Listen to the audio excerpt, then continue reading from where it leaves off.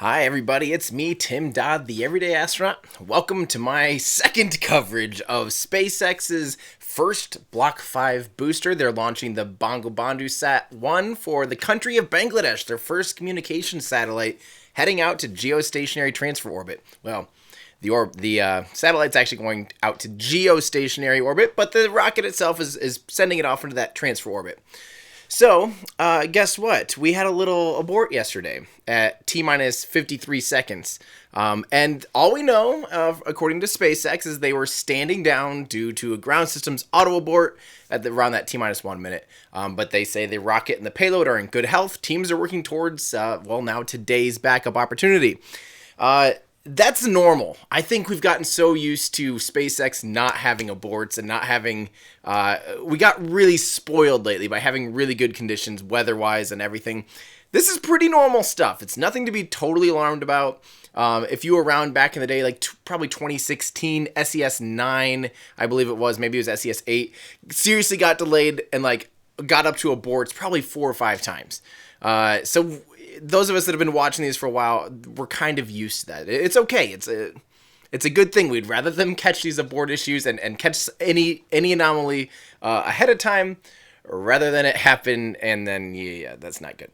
But anyway, let me just real quick remind you again why this is cool. This is the Bangabandhu-1 is 3,700 kilograms, which is pretty light for a geostationary satellite like this. But they're launching from Launch Pad 39A, which is Kennedy Space Center. This is where Falcon Heavy took off from.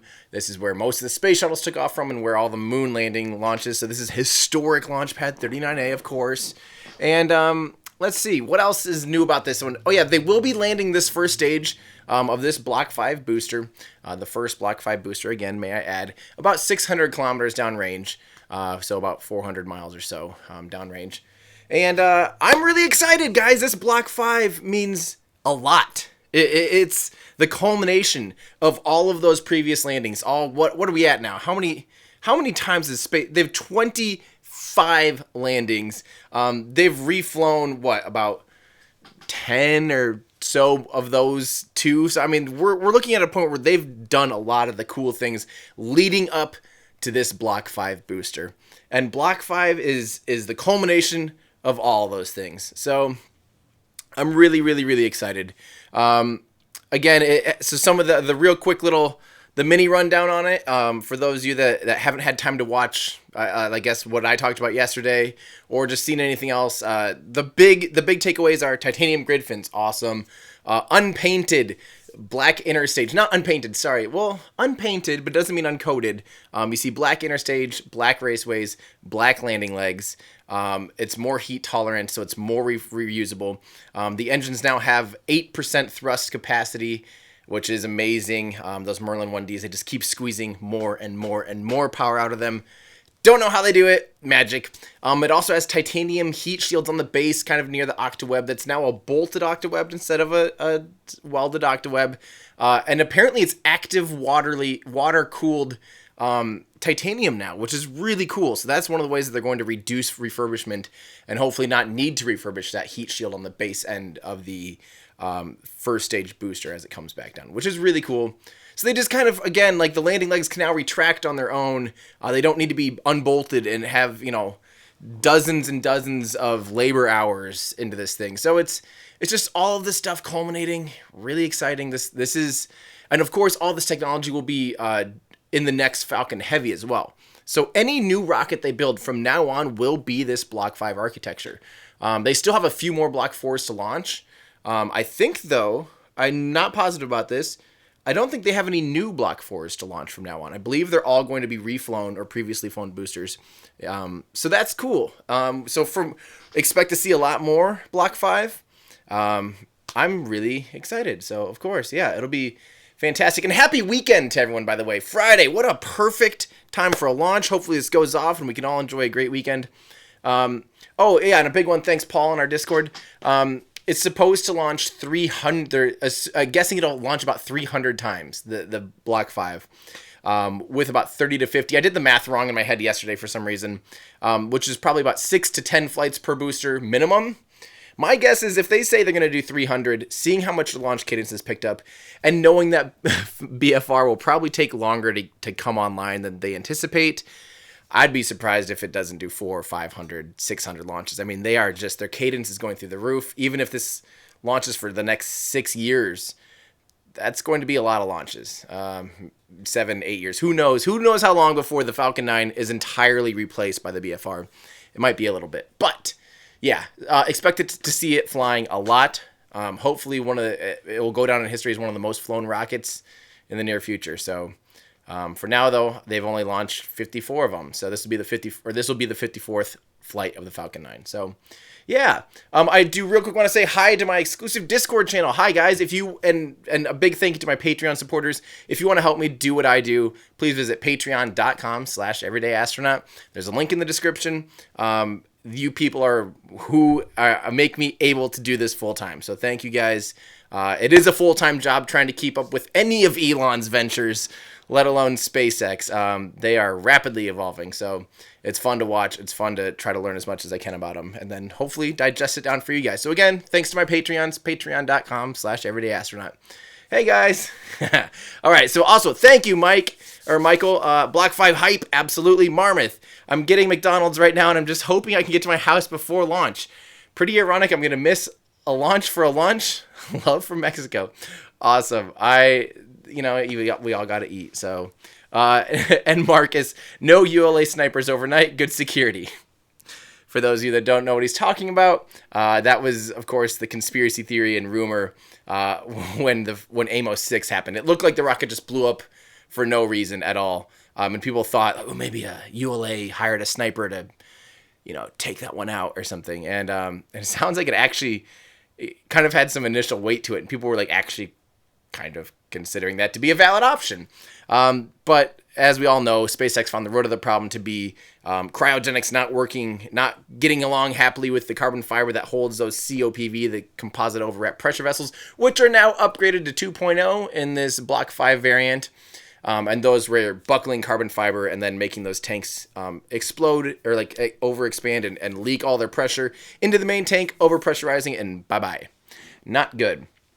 Daniel, thank you. How do you think SpaceX would cover the second stage? Ballute or an inflatable heat shield style, like the HIAD, which is the hypersonic thing? I don't know. When Elon mentioned the party balloon idea with the upper stage, to me, that sounds more like something that's going to follow the upper stage and keep its center of drag way behind the center of lift. More like that. Because if you put an inflatable heat shield at the front of your vehicle, it's going to have a hard time staying inflatable heat shield first. Try it in Kerbal Space Program. You'll know what I mean.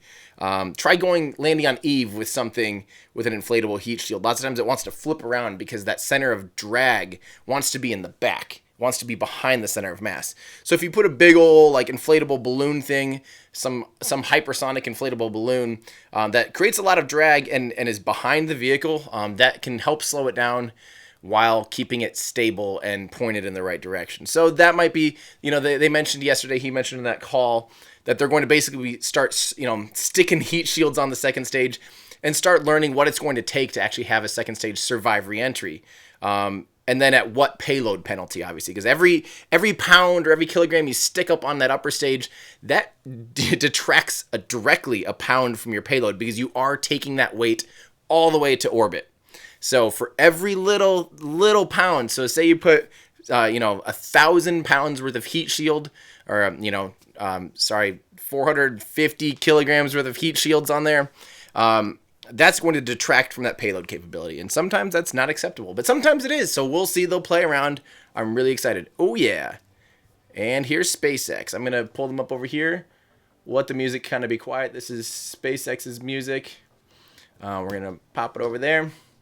And we'll wait for them to talk. But, yeah, there we go. Upper stage. So thank you. And Christopher, let's go Block 5. Thank you. Thomas Barons, how many flights did the most flown rocket? So far, they have not flown a Block 4 or a pre-Block 5 booster more than once. It's just not worth the refurbishment costs, the time. That's what Block 5 is all about. Block 5 is about not having to tear the vehicle down. Elon said yesterday that they could tear it down and do the inspections necessary in about a week. But, that's still potentially a lot of labor hours, and, replacing the heat shields and stuff like that on the bottom of the first stage. There was a lot of cost involved, and that's why they ended up discarding them at some point too. So, that being said, Block 5 we hope to see fly 10 times without any real refurbishment eventually, which is awesome. So, Christopher, let's go Block 5. I think I already read that. Thank you. Michael, why do you think the launch was aborted?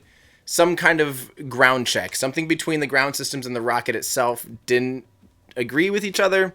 And it did an automatic abort. We haven't heard any more official details, so I don't want to speculate any further. But it's fine.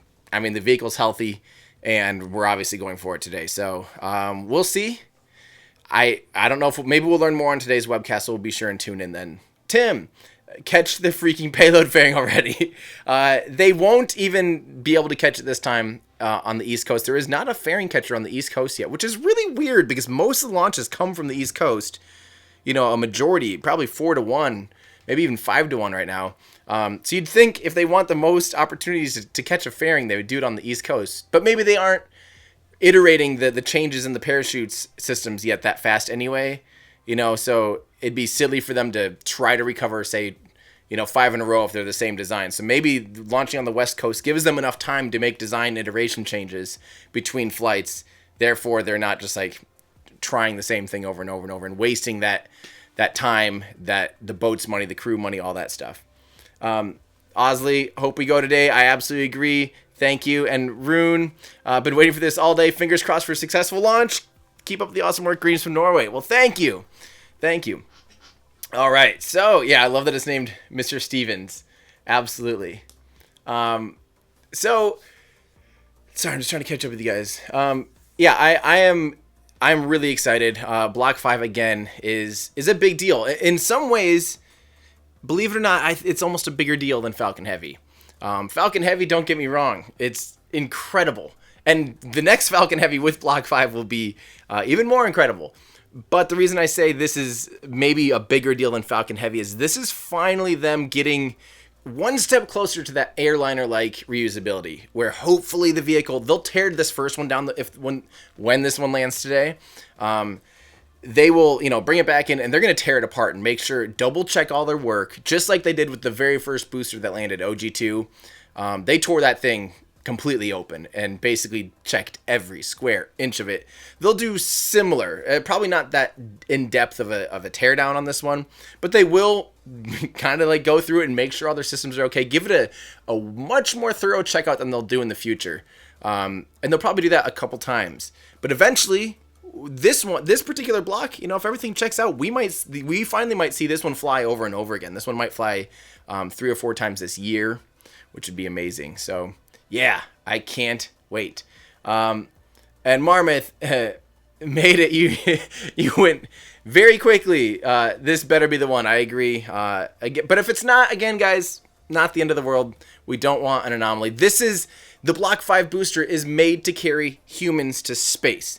So now the ante has been upped.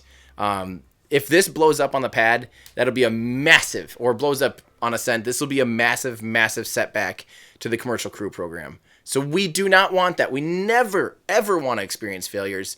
We want to catch those things before they happen. That's a big reason why SpaceX static fires. That's a big reason why they tear down their vehicles when they land them and learn more about them. So yes, this is big. I'll take a scrub over an issue. Here we go. And also, thank you, Vikrant. Love from India. Thoughts on 24 turnaround expected next year. I hope that next year is the year that we get to see 24-hour turnaround. To me, that is game-changing, but it's not necessary. You don't have to strive for it, in my opinion. Like, let's just make sure everything is good to go. So I hope, fingers crossed for 2019 for 24-hour turnaround. That'll be another big milestone. So here we go, guys. Let's see if we learn. It is May 11th, just after 1 o'clock p.m. Pacific time, and you are looking at a live view of the Falcon 9 rocket as it awaits liftoff from the SpaceX launch pad in approximately 12 minutes from now. Welcome to today's live webcast of the Bangabandhu-1 mission from Pad 39A at Kennedy Space Center in Florida. My name is Tom Perdario, and we're back today for attempt number 2 of our Block 5 Falcon 9 mission. As we mentioned yesterday, this is a particularly exciting launch as we have 2 very important milestones taking place. The first milestone is that the payload, Bangabandhu-1, will be the first official geostationary communications satellite for the nation of Bangladesh. The second milestone is that today's launch is the debut of a series of upgrades to the Falcon 9 rocket that we're calling Block 5. These upgrades are designed to allow us to reuse each Falcon 9 10 times or more, and also reduce the time of refurbishment between flights. Today's Falcon 9 will deliver Bangabandhu Satellite 1 to geostationary transfer orbit, also abbreviated as GTO.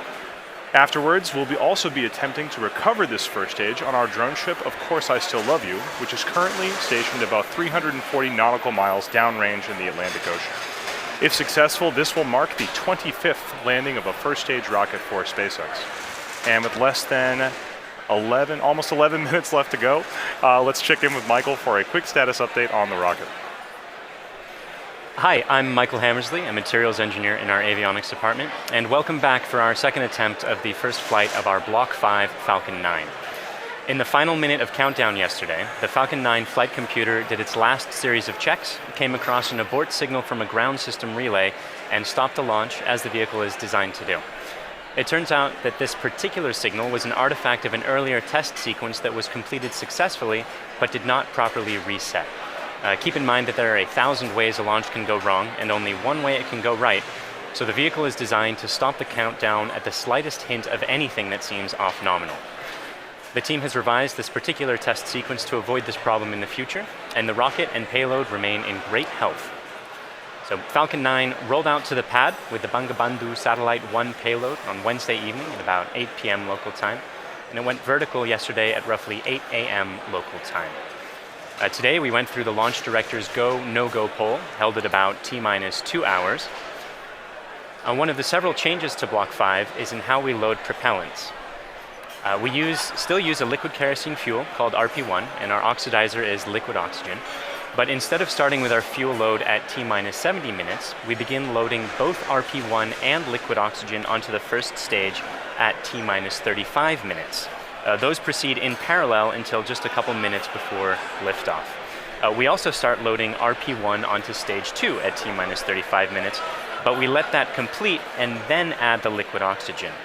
That started at T-minus 16 minutes. So all told, that means that currently we're at about 95% full of fuel in stage 1 and 100% full in stage 2, with liquid oxygen being at 90% in stage 1 and about 60% in stage 2.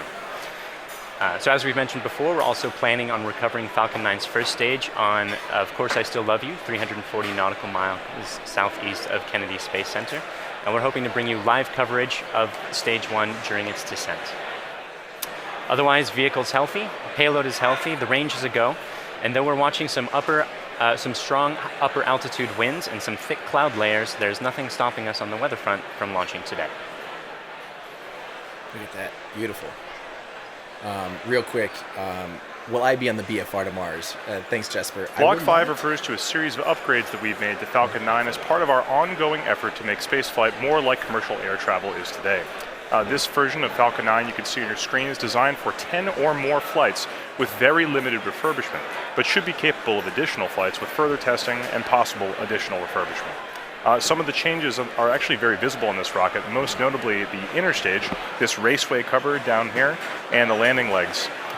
All of these parts used to be white, but now they're black, which is the natural color of our improved thermal protection material, which doesn't require painting like the cork that we previously used. It's highly flame resistant and also holds up better to the elements. In particular, it's hydrophobic, meaning that it repels water.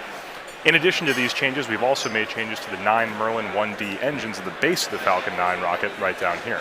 The thrust of these Merlin 1D engines has increased from 176,000 pound force to 190,000 pound force at sea level, which represents approximately an 8% thrust increase.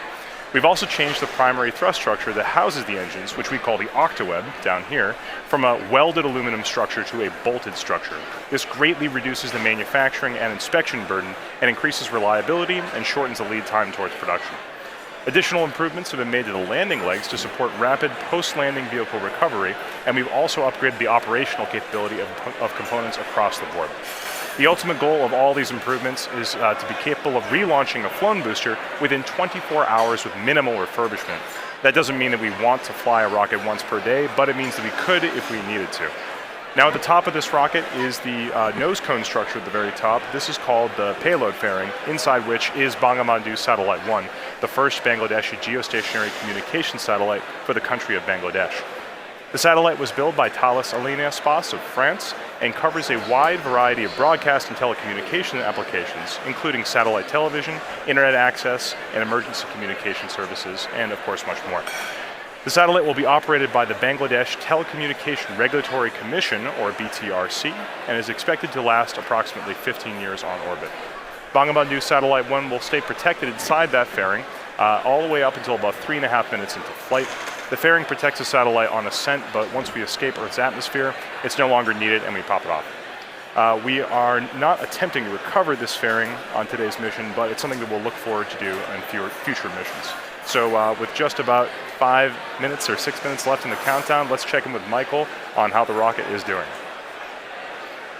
We're now just inside of T-minus 6 minutes, and Stage 1 and Stage 2 are both almost fully loaded with 1 million pounds of kerosene fuel and liquid oxygen. At this point, both stages are just about 100% of fuel. Stage 1 is at 99% liquid oxygen and at 90% for Stage 2. We'll continue topping off both stages until about T-minus 2 minutes to keep the propellants as cold and therefore as dense as possible in order to fit as much propellant onto the vehicle as we can. Around the T-minus 7 minute mark, we began our engine chill procedure. The propellants are much colder than the engines, and so it's important to get the engines to the correct temperature beforehand by slowly flowing propellant through them. Liquid oxygen in particular is so much colder that it would turn into a gas upon first contact, which would be a pretty hard start for the engine. Sweet. Same stuff as yesterday, basically. Weather looks a lot nicer today, including out of the drone ship. Elon should name his Falcon 9 after Grimes. That's hilarious. The strongback cradle is opening and will slightly retract away from the rocket. The strongback is the structure that's standing immediately next to Falcon 9 on your screen, not the larger gray structure. It will recline more fully as Falcon 9 is the time. And you heard the strongback lower has begun. At T-minus 3 minutes, we'll be performing an engine wiggle. That's checking the thrust vector control system to make sure that the Merlin engines will be able to properly steer Falcon 9 during ascent. And at T-minus 60 seconds, you'll hear that Falcon 9 is in startup, which means that the rocket's internal flight computers have taken over the countdown. I love it. And don't forget, this is not smoke. That's condensation from the liquid oxygen as it expands and heats up. It turns back into a gas. And you can see the cradle The cradle's full open. is opening and is just finished opening on your screen there. The little arm is just beneath the fairing. One more interesting change for this mission relates to the Merlin engines themselves. In Block 4, the engines were used with a constant chamber pressure. Because engine thrust depends on both the chamber pressure and external atmospheric pressure, the Block 4 engine's thrust would slowly increase by up to 10 or 15,000 pounds per engine during ascent. For Block 5, we'll be maintaining a constant thrust of 190,000 pounds until cutoff, which means we'll actually be slowly decreasing the engine's chamber pressures over time to compensate for decreasing atmospheric pressure. And stage 1 launch load is closed out. Otherwise, the drone ship is on standby in the Atlantic Ocean. The payload is healthy and go for launch. The range is also go for launch. And at this point, we're inside of T-minus 3 minutes and getting pretty close to T0. Strongback lower is ended. Strongback's at 88.2 degrees. So let's listen in to the last couple minutes of terminal count. So I've got a couple things to say, but one of them, someone wants to know why you see venting from the inner stage. That's because they do pre-cool the engine, which the upper stage MVAC engine sits inside that inner stage. So there's still a vent line in there as well that they bleed off, and that's why it looks like the inner stage is also being vented. I believe that's from the pre-chill. And so also thank you guys. I love aerospike engines. Thanks, Jason. You'll hear more about that, a little bit more about that in my next upcoming video about SSTOs, single stage to orbit vehicles. And real quick, back to Jesper. I don't think Block 5 will ever be sending anything to Mars, because it doesn't really do, unless, you know, NASA or someone hires and uses Stage 2 loads closed out. A Falcon 9 for a Mars mission. SpaceX, I don't think, has any real reason to do that anymore. They're going big. They want to send a BFR to Mars. They don't want to send some puny little thing that would be able to be launched. Falcon 9's on internal power. And Jeremy, thank you very much, and same to you, Arthur. Thank you, guys. All right, guys, we're at T-minus 1.5 minutes. Again, the venting, that's condensation from the really, really, really still very cold. When liquid oxygen changes into a gas, it gets vented out. It expands 1,000 times, and therefore, when it hits the atmosphere, it hits the water vapor in the air and condenses and turns into those little clouds you see. There's nothing wrong with that. That's very normal. All right, so we're at T-minus 1 minute. Let's go ahead and just listen in now. Here we go, guys. ASTS is ready for launch. Falcon 9 is in startup.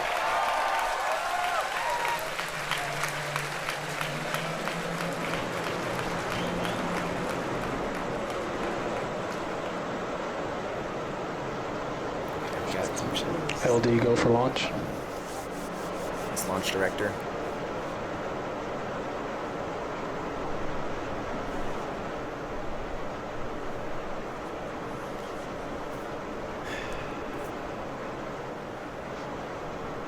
Water deluge. See the water being poured out of the rainbirds on the bottom of the screen.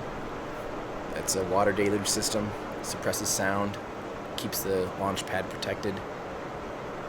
You'll see more. Nice, 15 seconds. Fire up more. Falcon 9 is at flight pressures. All right, guys, here we go. 10, 9, 8, More rainbirds. 7, 6, 5, 4, 3, 2, 1, 0. Ignition, liftoff. Yes. Look at that shot. I love that shot. Oh, that's awesome. Yes.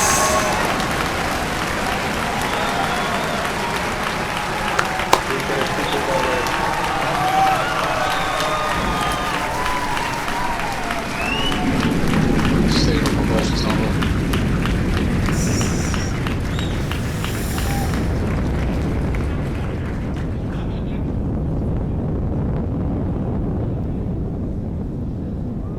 Ah, yes.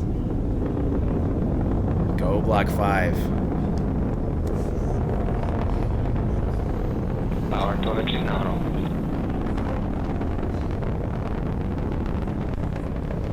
It is. And you cruising. saw Falcon 9 lift off in a beautifully clear shot there at 4:14 p.m. Eastern. At T plus 10 seconds, the thrust vector control system Vehicle is supersonic.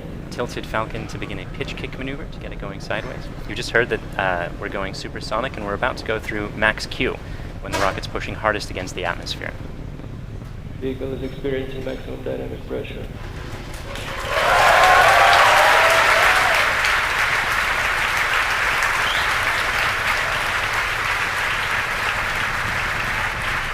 We've successfully achieved that major milestone of every rocket launch.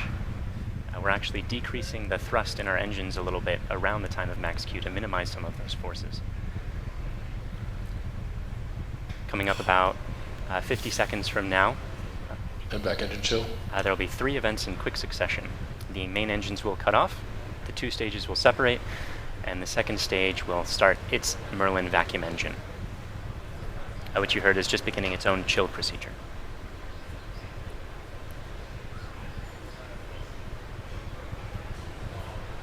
Beautiful shot. And notice the exhaust, the thrust exhaust expands more and more and more as the altitude increases. The air around it gets thinner and thinner, so just keeps expanding. And that's one of the big reasons why you go to an upper stage that's maximized. Cutoff for that happening vacuum. just a few seconds from now.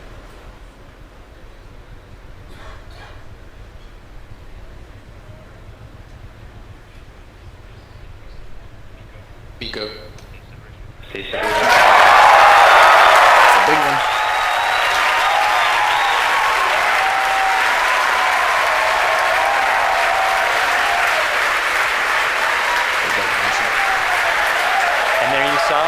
those events occurring just as planned.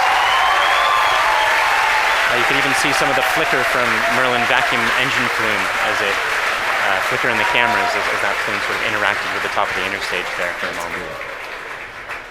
And you notice a ring comes off from around the nozzle of the upper stage engine, the screen on the right. The next major event is the fairing deploy coming up just a few seconds from now. That's the second stage that will be deploying its fairing.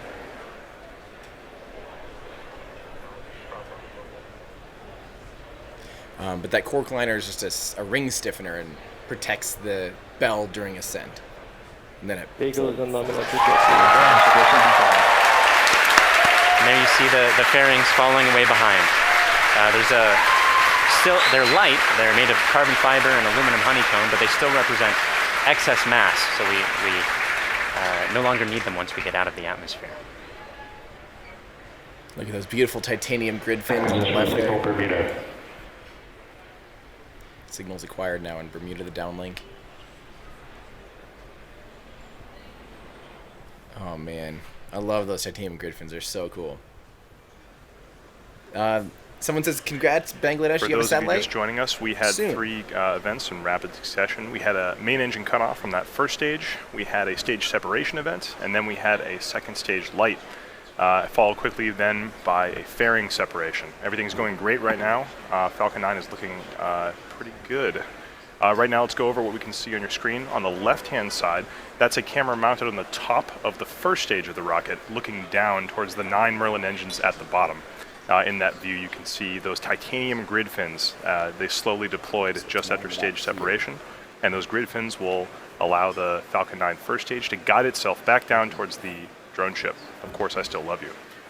You can see brief flashes of those cold gas thrusters as they provide additional control authority for that first stage. On the right-hand side of your screen is a camera mounted at the very bottom of the second stage, looking down towards the Merlin vacuum nozzle. Of course, at the very other end of that stage is the Bangabandhu Satellite 1. Right now, that Merlin vacuum engine is glowing red hot with those exhaust gases as it propels Bangabandhu Satellite 1 into its final geostationary transfer orbit.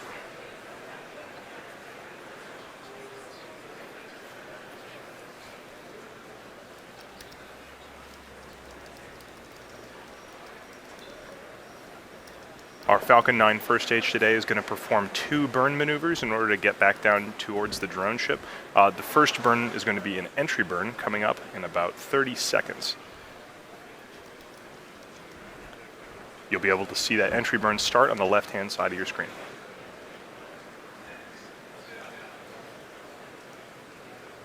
We're talking about this in Discord here.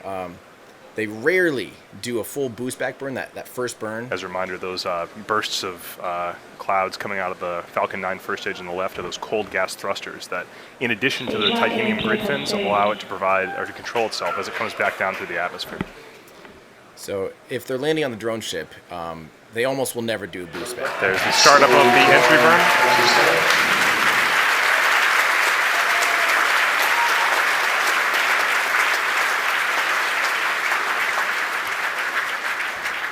At this point, the Falcon 9 first stage is actually only about 10% of the mass that it was on the pad, so it's actually pretty empty of fuel and liquid oxygen right now. So this entry burn is only going to last a few more seconds before cutting off.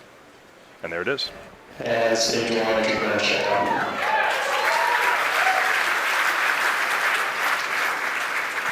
Drone ship has OS.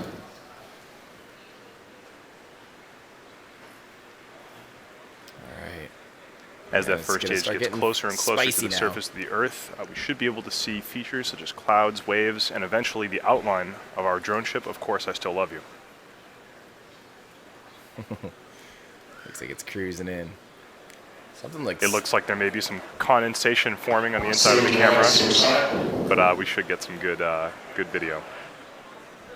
On the right-hand side of your screen, again, that second stage is still continuously propelling Bangabandhu Satellite 1 into orbit. Looks like we may have lost video from the cameras on that first stage momentarily. We'll see if we can get them back. One thing that is unique about this mission is that the second stage engine cutoff is going to happen just before the landing, coming up in about 20 seconds or so.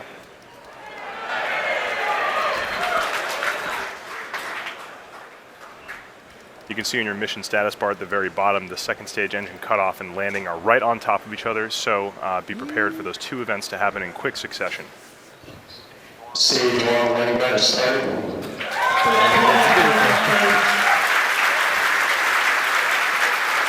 So it looks like we don't have a great video signal with that first stage right now, but we do have confirmation that the landing burn has started.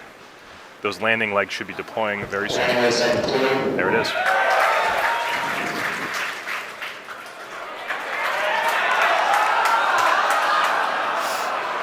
And yes, there it is. Yes.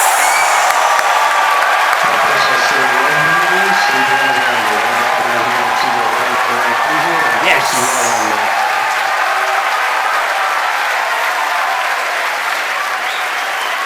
after a brief interruption in the video signal, we are looking at the 25th recovered first stage of a Falcon 9 vehicle.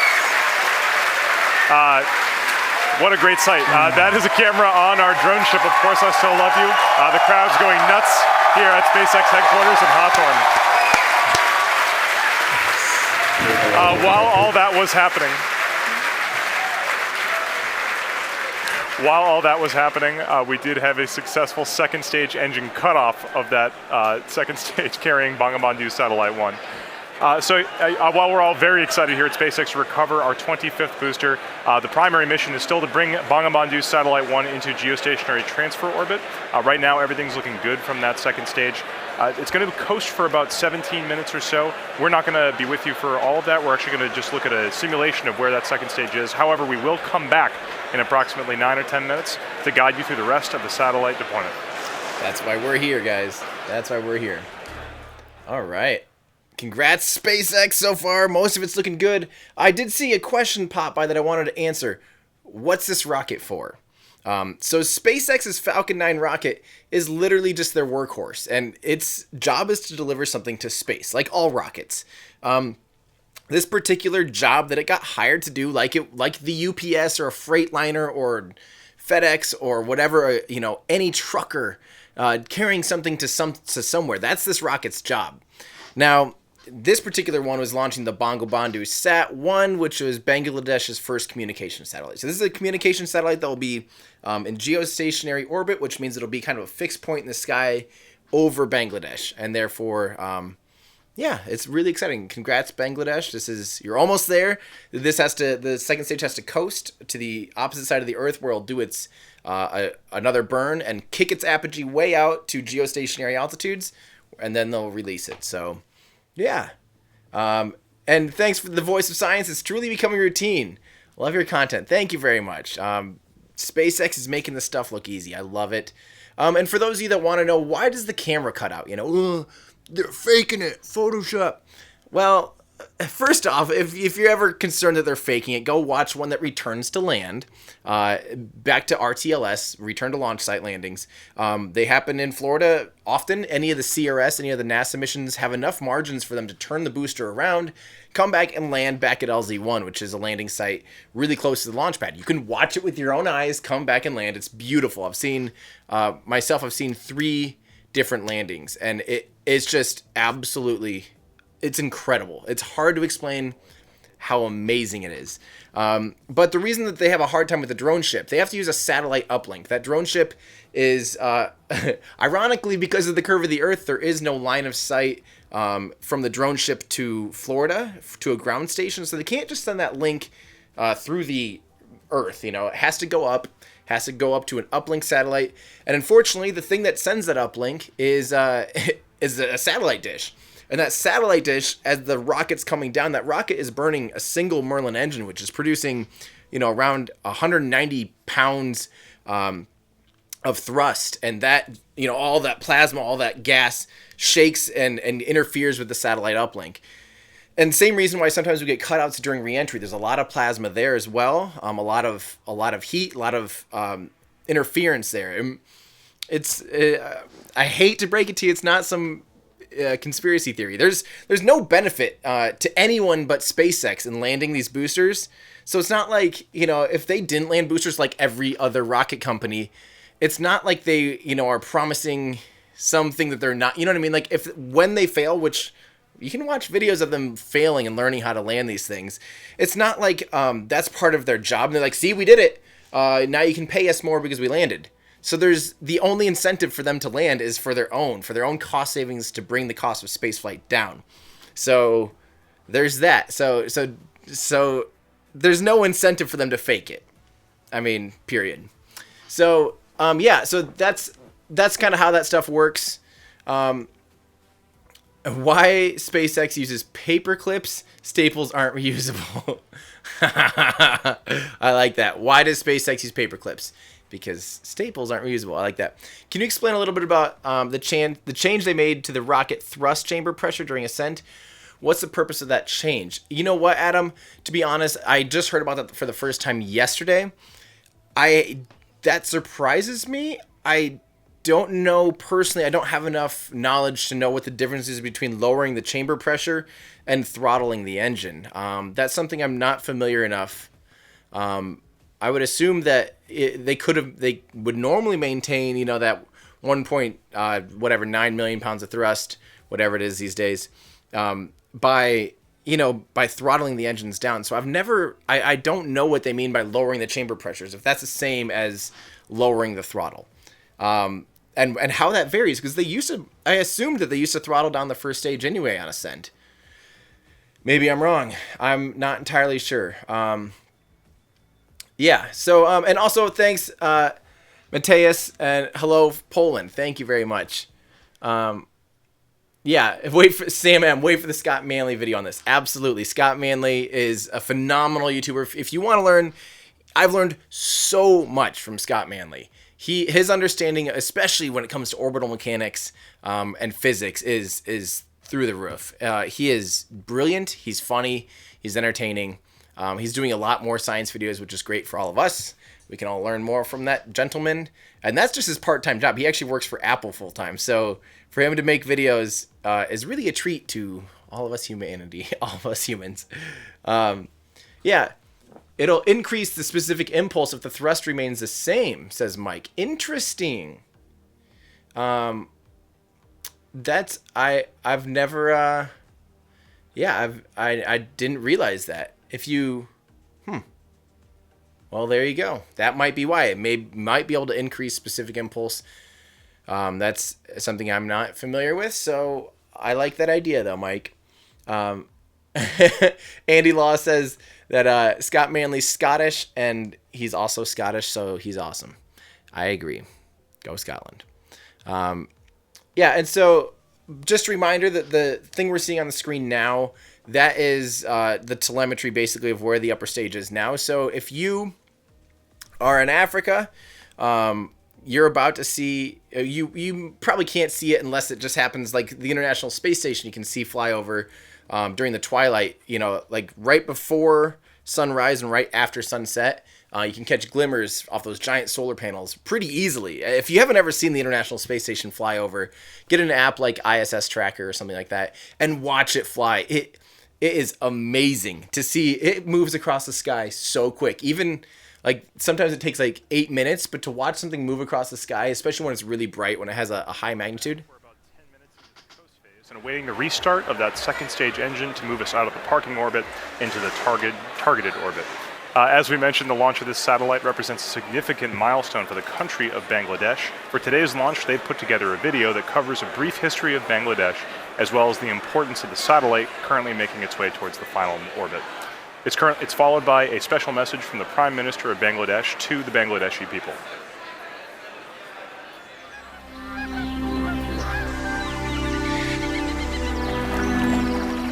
The country of dreams. Our dearest motherland, Bangladesh. The country of resilience, a land of granary.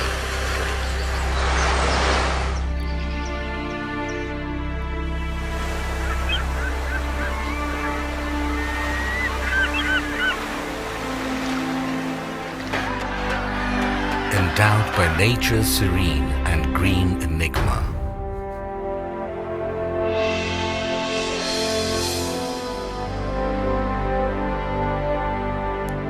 We have earned the 21st February the International Mother Language Day. We have emancipated our independence, sacrificing millions of lives. The man who enthused the spirit of independence is the father of the nation, Bangabandhu Sheikh Mujibur Rahman. With his bold oratory, he led the nation aware of their rights, of the final emancipation, the independence. এবারে সংগ্রাম আমাদের মুক্তির সংগ্রাম এবারে সংগ্রাম স্বাধীনতার সংগ্রাম The noble dream of Bangabandhu Sheikh Mujibur Rahman was centered on this country and its people. In tune with his great passion for the country, his illustrious daughter, the country's Honorable Prime Minister Sheikh Hasina, is leading the country through irresistible surge of success. Bangladesh is today the global model of success in agriculture, textile and apparel, modernization of leather industry, many other key industries, trade and commerce, communication infrastructure, all on the journey upon the highway of development. Leaving behind the stigma of poverty, Bangladesh is elevated from LDC status to a developing entity, and Sheikh Hasina's epoch-making success towards a digital Bangladesh bears the glowing tribute for the country's galactic epitome, the Bangabandhu satellite. Bangabandhu sowed the seed of the country's cosmic entity through commissioning of satellite ground station at Bed Bunia. 44 years after that, his able daughter, the Honorable Prime Minister Sheikh Hasina, along with his grandson, the Prime Minister's Honorable Advisor for Information Technology, Shajib Wajid Joy, made a history of launching the country's first satellite, named after the father of the nation. This project of Post and Telecommunication Department, being run by BTRC, was approved in 2015. According to the agreement with Thales Alenia, the satellite agency of France, the skilled technicians stepped up constructing this satellite in 2015 and was completed by November 2017. Then another agreement to launch it was accorded with SpaceX of the United States for launching spacecraft Falcon 9. জাতির জনক বঙ্গবন্ধু শেখ মুজিবুর রহমান বাংলাদেশকে তার শাসনকালে টেলিযোগাযোগের যে জগতে প্রবেশ করিয়েছিলেন সেটি আজকে একটি নতুন মাত্রা পেল, একটি নতুন মাইলফলক আমাদের সামনে উপস্থাপিত হলো। মাননীয় প্রধানমন্ত্রী ডিজিটাল বাংলাদেশ বিনির্মাণের যে স্বপ্ন, সেই জায়গায় এটি আমাদের একটি নতুন ইতিহাস আমরা তৈরি করতে যাচ্ছি। এই স্যাটেলাইটের জন্য আমরা প্রত্যেকটা বাংলাদেশের প্রতিটি অঞ্চলকে আমরা টেলিকমিউনিকেশন সার্ভিস দিতে পারবো, অর্থাৎ ডিজিটাল ডিভাইস আমরা দূর করে ফেলতে পারবো। ঝড়, বন্যা, জলোচ্ছ্বাসে যখন নাকি অন্যান্য কমিউনিকেশন যখন ডিসরাপ্টেড হয়ে যাবে, তখন আমাদের এটা কিন্তু কাজ করবে। The ground station of Bangabandhu Satellite 1 has been built at Ghazipur with a paramount structural architecture and equipped with the most advanced technology. This ground station is now all set to navigate the satellite. It can simultaneously be navigated through 2 stations commissioned at Ghazipur and Bed Bunia. Bangabandhu satellite will be able to bring countries like Bangladesh, India, other SAARC countries, even the Philippines, Uzbekistan and Tajikistan. It will simultaneously cater to DTH, VSAT and broadband services, earning for the country a huge revenue in foreign currency. It will be possible to develop a huge number of sectors like telemedicine, e-education, DTH, defense, and disaster management. Especially major breakthrough in telecommunication and broadcast services through Bangabandhu satellite. Following the footsteps set forth by the father of the nation, Bangladesh is going to enter into the endless space with hosting the country's first galactic entity, the Bangabandhu satellite.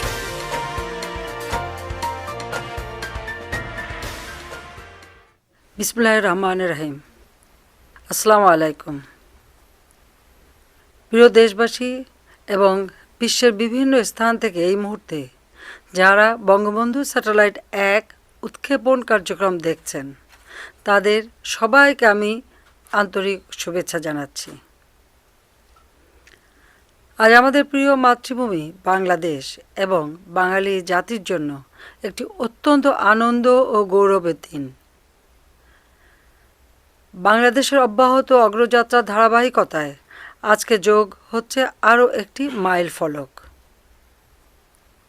Bangabandhu satellite 1 উৎক্ষেপণের মধ্য দিয়ে আজ আমরা মহাকাশে বাংলাদেশের পতাকা উত্তোলন করছি। আজকের এই গৌরবময় মুহূর্তে আমি শ্রদ্ধার সাথে স্মরণ করছি সর্বকালের সর্বশ্রেষ্ঠ বাঙালি জাতির পিতা বঙ্গবন্ধু শেখ মুজিবুর রহমানকে, যিনি 24 বছরের রাজনৈতিক সংগ্রাম এবং জেল জুলুম নির্যাতন অগ্রাহ্য করে আমাদের উপহার দিয়েছেন স্বাধীন সার্বভৌম বাংলাদেশ। আমি স্মরণ করছি মহান মুক্তিযুদ্ধের সকল শহীদ এবং নির্যাতিত মা বোনকে। জাতির পিতা বঙ্গবন্ধু শেখ মুজিবুর রহমানের স্বপ্ন ছিল বাংলাদেশ বিশ্বের বুকে একটি মর্যাদাশীল দেশ হিসেবে প্রতিষ্ঠিত হবে। তিনি অনুধাবন করেছিলেন বহির্বিশ্বের সঙ্গে অব্যাহত যোগাযোগ রক্ষা করতে না পারলে অগ্রগতি ও প্রগতির পথে এগিয়ে যাওয়া সম্ভব হবে না।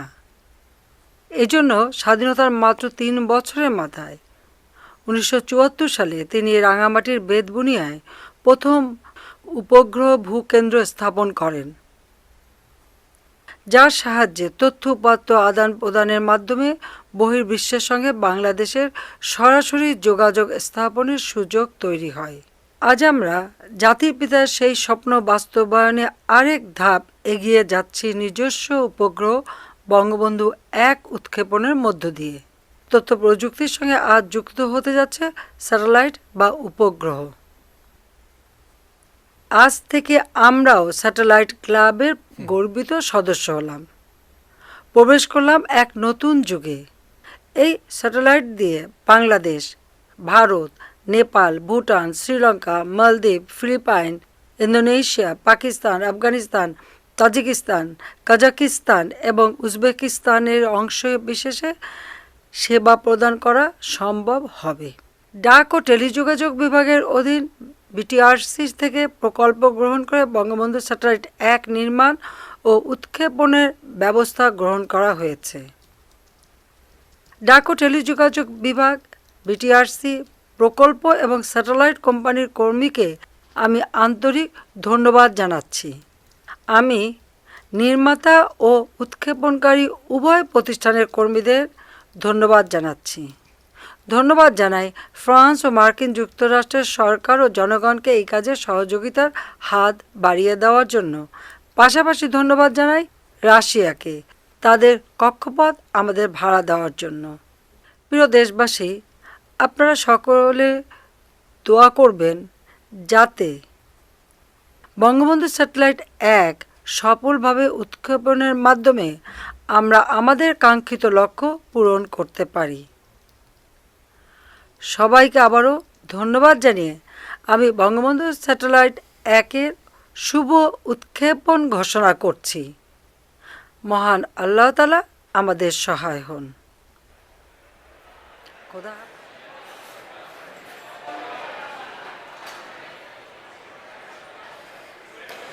Welcome back. We're in the last few minutes of today's launch. We had a successful launch at 4:14 p.m. Eastern Time.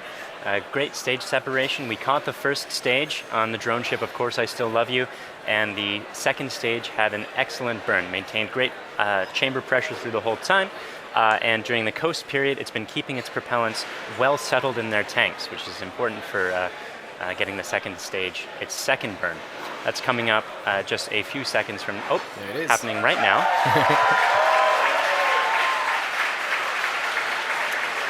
This burn is going to last for a total of about 1 minute, and it's going to raise the orbit from being just a couple hundred kilometers above the surface of the Earth into a geostationary transfer orbit where the maximum altitude is 36,000 kilometers above the surface of the Earth. So in these few minutes before separation at this point, only a couple more things are going to be happening.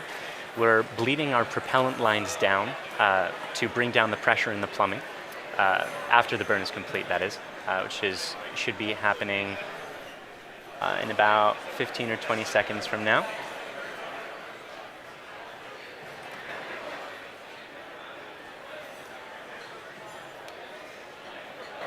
Alright, you can see its apogee will be raised quite a bit here, so the highest point of its orbit is going to be very elliptical. Very elliptical. And ready for engine shutdown here in a second. There we go. Look at the bell oscillating. Shut down. And there you saw it. The second stage completed its second burn. Let's take a few moments to make sure that we've entered the expected orbit. Good final orbit. Congratulations. And we've gotten confirmation that we are in a good final orbit. So now they're only a couple minutes before that payload deploy, and that's when we're bleeding down the propellant lines to bring down the pressure in the plumbing. The propellant that used to be in those lines, we're giving some time to float away from the vehicle. After that, we'll slowly spin the stage and payload to a rotation of 1.5 degrees per second, a rotational rate there. And then we'll release the satellite and let it gently float away on its geostationary transfer orbit. That deploy event is going to be coming up in just about 4 minutes from now.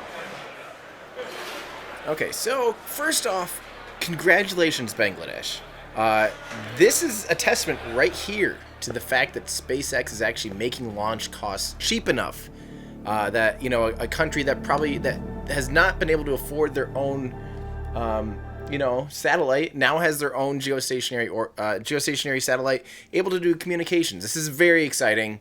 This is obviously a huge testament to the reduced costs of spaceflight. It's already making a difference, trickling down around the world, and this is literally an exact testament to that. So congratulations, Bangladesh. This is extremely exciting. Hopefully once it deploys and the satellite's operational, you'll be up and running and you'll be part of the satellite club. That's amazing. And maybe we'll do a tier in my Patreon once we get to like 10,000 patrons or something. Maybe I'll do a satellite club too, and we'll try to also launch our own small sat or something. I think that'd be amazing. But yeah, so congratulations again. We have a lot of things to catch up on here real quick. Okay, so how much fuel, Benjamin? I'm going way back. Sorry, we've just not had a lot of time. Do you know how much fuel capabilities at the pad? For example, SpaceX had unlimited F9s to fuel. How many could they go in? Well, we know they have enough fuel on the pad to supply 3 cores for the Falcon Heavy. That being said, I don't know if they have enough to recycle for Falcon Heavy. That means they can probably recycle the Falcon 9 on the pad at least once or twice because of Falcon Heavy, potentially. But maybe those paths don't cross. I'm not sure. I just remember back in the day when they were first working with these advanced cryogenic propellants at Slick 40, they had to wait like days to recycle. If they went through 2 of them or so, they had to wait a couple days for them to replenish their stuff. But I think 39A has a lot more propellant there. So I don't know the exact answers, but hopefully that helps. Austin, chances you'll get to space in your lifetime? I hope so. I would love, right now, I would actually love to go on a little suborbital hop and then maybe, do that in the next 10 years or so. Or then maybe in the next 30 years, I would love to be able to do like a moon trip, like week and a half, a little 10-day vacation out to the moon. That'd be amazing. But I think a suborbital hop is very, very attainable in the very near future. Does landing on of course, they still have no 24-hour turnaround? Yes, that is correct. They won't be doing a 24-hour turnaround probably this year yet. That'll probably be next year. Remember, that's just a benchmark. We don't want to rush that, right? So the 24-hour turnaround thing, this particular booster, now that it's landed, will come back in. They're going to tear it all down, double-check all their work, make sure everything performed nominally and as designed. And they'll eventually, once they have enough confidence, work towards that 24-hour turnaround. So eventually, yeah. And thank you guys. Thanks, Russ, and thanks, Andy Law. You're welcome. Robert Carr, thank you. Marcus, that was also the best video I've seen. So thank you. Fraser Manley, I hope that you're Scott's little brother. If you really are, hi. I like the Manley family. So congrats on being brothers. And thanks for saying hi. All right. We'll get back to those in a second. 30 seconds away from the deployment of Bangabandhu Satellite 1. On the right-hand side of your screen, you can see a camera view of the satellite itself from the very bottom. It's currently attached to the top of that second stage by way of a payload adapter fitting. In about 10 seconds, we should be able to see that payload adapter fitting release, and Bangabandhu Satellite 1 will be on its way. Let's watch that.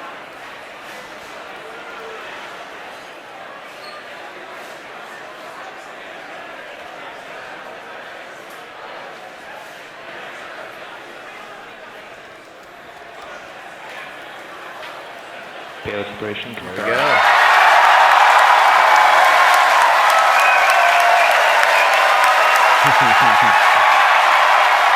Congrats. Block 5 officially performed. On your screen, we successfully deployed Bangabandhu Satellite 1, and it's on its way to geostationary, final geostationary orbit. So that brings today's mission to a close.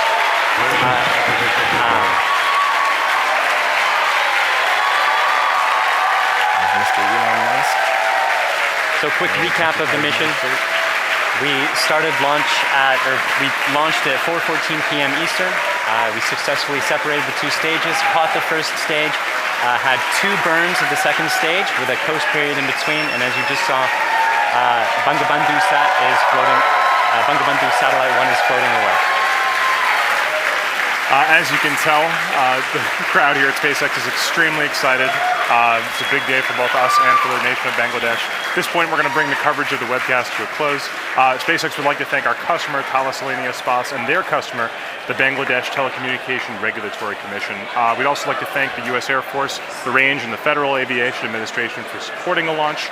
And of course, thank you, the viewer, for tuning in today. If you'd like to join us, check us out at spacex.com/careers to contribute to some of the work that we're doing. Otherwise, look for updates on our next mission on our social platforms or our website. Thank you again. All right. We're going to go ahead and shrink that down. I'll answer a few more of you guys' questions. But again, one more reminder, say what you will about today's launch and live stream, and say what you will about the video that obviously shows how excited the country of Bangladesh is, that they went and produced a whole video expressing how excited they are to join the satellite club. So again, congratulations, Bangladesh. This is a big day. Welcome. We are excited to see your satellite finally be operational. So there you go. Congrats, guys. All right, so let's finish this up. Sys Power Tools. Yep. Robert Carr, thank you. Marmoth. Absolutely. And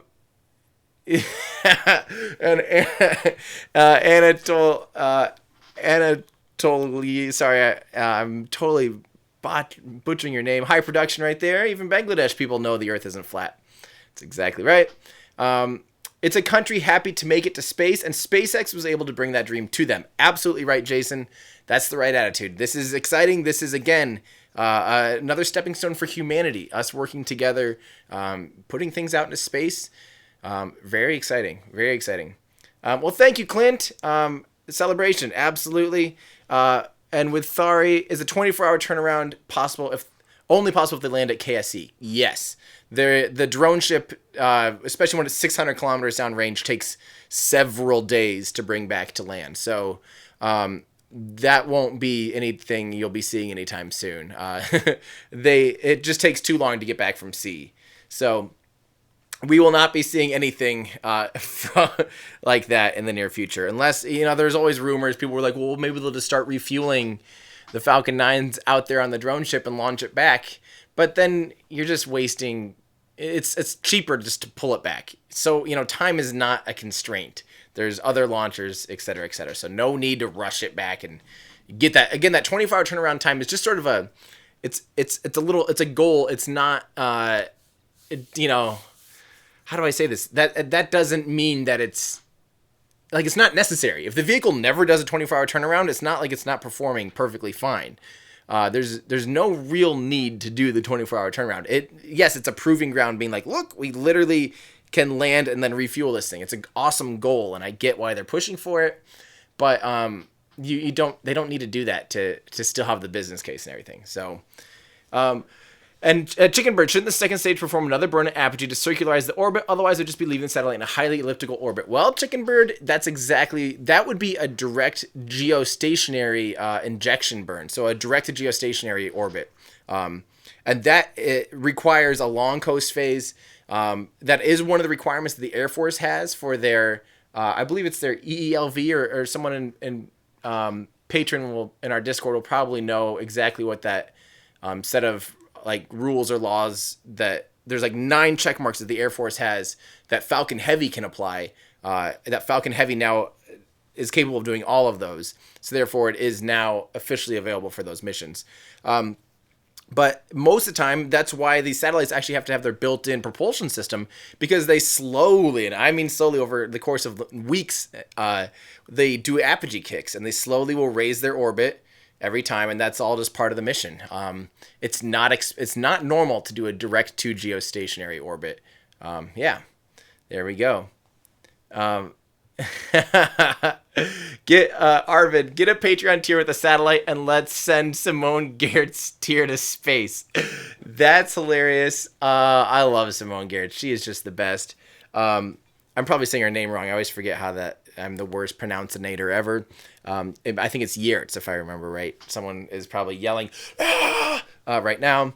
But yeah, I think that's a great idea. Let's do it. At least get her to suborbit. But I think that should be one of her Patreon tiers, because otherwise, I don't want that responsibility. No. Let's give that to her. And thank you, Vinny. You're the man. Thanks for the content. You're welcome, Vinny. Thanks for tuning in. And Russ wants to know, where in Iowa are you from? Please leave the links for the globes. They look awesome. And hello, South Dakota. Please say, go, Suzanne. You're an awesome mom. Well, there you go. Go, Suzanne. You're an awesome mom. Thanks, Russ.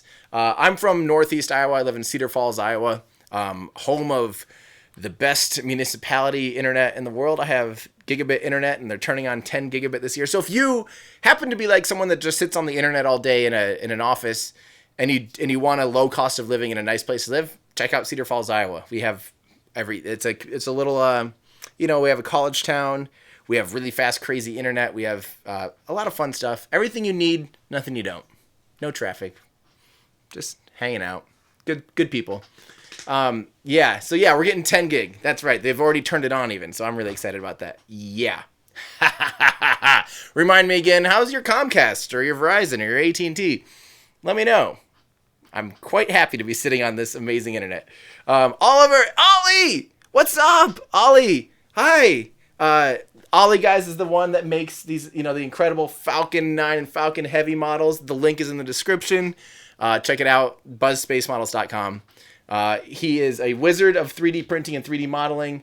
Make sure and check that website out if you want to know. And my other models back there, of course, and my Block 5 that I was holding up earlier. Yes, Ollie. Oh, and also Russ wanted to know where those globes. These are MOVA globes, MOVA, MOVA International. You'll find them online. Yeah, so they're amazing. Thank you, David. Thank you very much. But yeah, I one more time. Oh, guys, don't forget, I will have a new video coming out before Tuesday. That's my deadline. I have to have it out. I'll probably hopefully have it out like Monday night. It's titled Why SSTOs Suck. And we're getting into a deep dive on the physics of why an SSTO just doesn't make sense.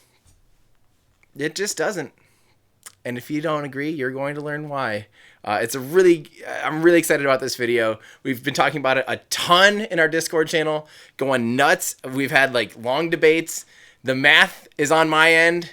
The math is on my team. Of course, I love being a futurist. I love thinking about future technologies, but currently, you'll see in my video. I can't wait. So again, if you want to join our exclusive Discord channel or our exclusive subreddit, please visit patreon.com/everydayastronaut. And it's because of your guys' support I'm able to do this, that I'm able to produce videos, that I'm able to really study up on this stuff and hopefully digest it enough that you guys can understand it and help get you excited. Because obviously this is what I live for. This is what gets me excited. This is what I wake up in the middle of the night checking tweets and stuff. I love this stuff. I love this stuff. Spaceflight is amazing. We're watching it change in front of our eyes. It's a really exciting time to be a spaceflight fan. And thanks to all those that helped me be a professional cheerleader and hopefully a professional communicator. That it really means a lot. So thank you, Paul. Thank you for the tip, for the professionalism in these circumstances. Keep it up. Thank you. I'm always in the mindset of I'd rather be congratulatory than any kind of negativity. We're all in this together, Micah Reed, what's the difference between BFR and BFS? BFR is the entire system. It's the booster and the spaceship. So BFS is the top portion, the big Falcon ship, the actual spaceship portion that has those 4 vacuum optimized engines and 3 sea level engines. People often correct me because originally at IAC they showed 2. They have, according to Elon's AMA in like October of last year, he said they have already gone to 3 for redundancy, and probably also due to the slightly lower thrust levels as well of the current status of the Raptor engine. And then we sometimes will say BFB, the Big Falcon booster for the first stage. So really the whole system is the BFR, the upper stage is the BFS, Big Falcon ship, and some people call the booster the BFB, Big Falcon booster. So there you go. Someone Vicarious in Discord does want to know, and I've had more people point this out lately than ever. Yes, I do have different colored eyes. I have heterochromia. I am heterochromatic. So yes, that does mean I have different colored eyes. Basically, one's lighter than the other. See?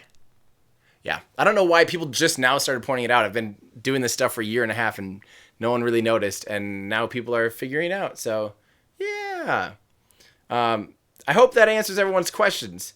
And again, I'm just trying to keep up with you guys. Oh, Simone Toomer to space, correct, for our last message. I like that idea. That would be hilarious. But again, that's something we should probably have her put on her Discord channel. On her Patreon. I think that's a great idea, though. And thanks again for your tip. I'm a little Bowie-like. A little Bowie-ish. SSTO, sorry, to go back to that single stage to orbit. So a vehicle that does not break into multiple stages, just one launch, and, hopefully a land and recovery. We'll get all into the physics on that. I hope you guys like that one. I think it's going to at least, there's going to be people that see the title, Single Stage to Orbit suck. No, I play Kerbal Space Program. They're the coolest. They're the coolest, I tell you. And they're going to get all mad. But I'm going to show you why. There's a reason why every orbital class rocket to date is multi-stage. There's a reason. Physics don't lie. Physics can't lie, guys. So, yep. Oh, wow. Fell Knight does not see the point until... Wait, hold on. Making sure that you're not saying you don't see the point in BFR, because that would be unexcusable. So, all right. Yes, the good old Skylon is the hypothetical classic version of the SSTO that everyone dreams about. I want it, guys. I want that. Don't get me wrong. And you'll see that in the video that, of course, I want a cool, fully reusable, just fly it up to space, bring it back down, land it, refuel it, put another satellite, all day long. Awesome. It's great. It's amazing. But even the Skyline, spoiler alert, newsflash, the Skylon is currently no longer pursuing single stage to orbit. Even the Skylon, with its amazing air-breathing and hybrid combustion cycle engine, the Sabre, even that is proving too hard for single-stage use. They're single-stage to orbit. They're already saying that the initial version will not be single-stage to orbit. It'll just have a kick stage that they release at a high altitude, high velocity. Then that will continue off into orbit. So even the company pioneering and literally betting on single-stage to orbit can't currently do it, even with their proposed future technologies. I'll have you convinced. I will have you convinced. A few more. Sorry, then I'll get out of here, guys. The Spacecraft X. What do you think of BFR not having a launch escape system? That definitely concerns me. I don't quite get it. That's one of my absolute biggest criticisms of the space shuttle was no launch abort. I don't know why they didn't have it so the capsule could have ejected. Have a standalone slot that the crew, the deck of the spacecraft could eject out and parachute down to safety. I know it would add a lot of mass. That's probably exactly why. There's a reason and complexity. But still, you gotta, if people are on board, there has to be a launch abort system. I don't know what the answer is there. I think the idea is truly if you design it, and if they get to the point where they can make these things truly as reliable as an aircraft, there is no launch abort on an aircraft. There's no backup if the thing disintegrates midair. You just build it so it doesn't disintegrate in the air. You build it so the engines are reliable enough to get you across the ocean, no problem. I guess in theory, that's what you aim for with spaceflight. It just has so far proven to be so hard. The forces, everything about it is just the margins. You can't build stuff strong enough typically to survive that stuff because it gets so heavy and it just all compiles. There's so many variables. So that being said, we'll see. Mike's giving me some fluff. I said the airplane has no launch abort. Obviously, it can glide. An airplane, if its engine's cut out, can glide back to safety.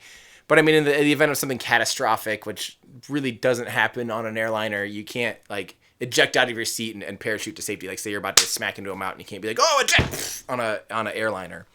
That's what I meant. So there we go. And sorry. So that's what I think about No Escape. And then Stevenson, thank you. What do you know of the time scale of the Raptor engine? I mean, they're supposedly going to start doing little hopping flights with a full-scale BFS, the spaceship portion, next year. So they're ramping up the Raptor very quickly. It sounds like that engine is performing well. They seem to have full confidence in it. If they really think they're going to start doing grasshopper-type tests of the BFS next year, yeah, that's saying something. I'll wait and see. I would be very surprised if they're flying anything with a Raptor engine next year. I would love that. Again, guys, I hope that stuff doesn't sound negative Nancy. It's just being, I think, realistic and reasonable. I want that stuff to happen, trust me, but I would be very surprised if we see a vehicle flying, even if it's a hover, even if it's 10 feet off the ground, whatever, with a Raptor by next year. During 2019, that'd be quite surprising to me. Andy Law, physics don't lie. True. Source, I'm a physicist. That's awesome. And Florian, can you make a video about the first private moon mission to launch next year with the SpaceX rocket? Visiting the Apollo landing sites with rovers will be fantastic. Now, I don't know anything about the first private moon mission to launch next year with the SpaceX rocket. I think, Florian, you might be thinking of Gray Dragon, which got canceled. That was originally 2 people on a Dragon capsule slinging around the moon on a Falcon Heavy. That was a plan, and then within a year, it got retracted already. And Elon said those 2 people that were signed up for that now just want to fly in a BFR. So we'll see. That being said, the Falcon Heavy is no longer human rated. They are not planning to human rate the Falcon Heavy and certify it for human flight. So there will be no human moon mission, but there will be private moon missions, including really soon.